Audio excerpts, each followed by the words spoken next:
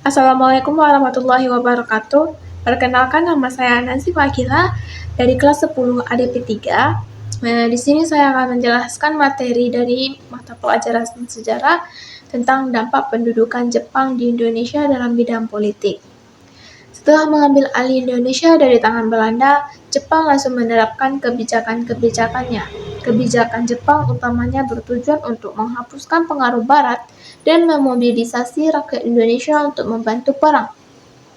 Walaupun sejumlah kebijakan politik Jepang menyengsarakan bangsa Indonesia, beberapa di antaranya dapat dimanfaatkan rakyat Indonesia untuk belajar. Apa saja dampak pendudukan Jepang di Indonesia dalam bidang politik? Yang pertama, perubahan sistem pemerintahan di Indonesia. Akibat yang ditimbulkan dari adanya pendudukan Jepang di Indonesia adalah wilayah Indonesia di bawah kekuasaan militer. Sistem pemerintahan di Indonesia pada masa pendudukan Jepang berbeda dari era penjajahan Belanda yang hanya menerapkan pemerintahan sipil. Dampak yang ditimbulkan dalam bidang pemerintahan dari adanya pendudukan Jepang adalah pembagian Indonesia ke dalam 3 wilayah pemerintahan militer dan pembentukan pemerintahan sipil sampai tingkat desa. Yang kedua, penghapusan pengaruh Barat. Jepang melarang rakyat Indonesia menggunakan bahasa Belanda dan bahasa Inggris. Jepang menggantikannya dengan mewajibkan rakyat untuk memperluas penggunaan bahasa Indonesia dan bahasa Jepang. Jepang juga melarang peredaran buku-buku berbahasa Belanda dan Inggris.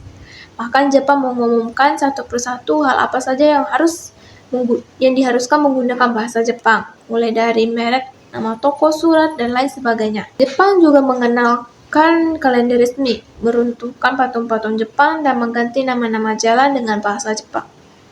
Yang ketiga, pembentukan organisasi. Dampak pendudukan Jepang di Indonesia dalam bidang politik adalah terbentuknya banyak organisasi. Jepang membentuk banyak organisasi di Indonesia, baik militer maupun semi-militer. Langkah ini sebenarnya hanya bertujuan agar mudah memobilisasi rakyat Indonesia untuk ikut perang membantu Jepang.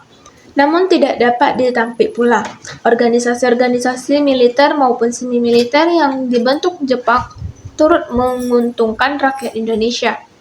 Organisasi-organisasi ini dimanfaatkan rakyat sebagai sarana berlatih dan mengenal militer untuk mempersiapkan kemerdekaan Indonesia.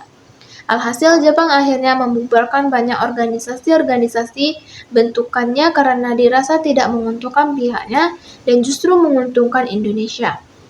Yang keempat, keterlibatan tokoh nasionalis dan tokoh Islam. Dalam masa pendudukannya di Indonesia, Jepang banyak melibatkan para tokoh perjuangan yang berpengaruh di masyarakat. Sikap ini berbeda dari era pemerintahan Belanda yang tidak mau melibatkan para tokoh Indonesia. Sebenarnya tujuan Jepang melibatkan para tokoh adalah agar mereka bisa dengan mudah mengajak rakyat untuk membantu dalam perang. Jepang juga melibatkan tokoh-tokoh agama Islam seperti tokoh-tokoh Nahdlatul Ulama atau NU dengan tujuan meredam gerakan perlawanan umat Islam.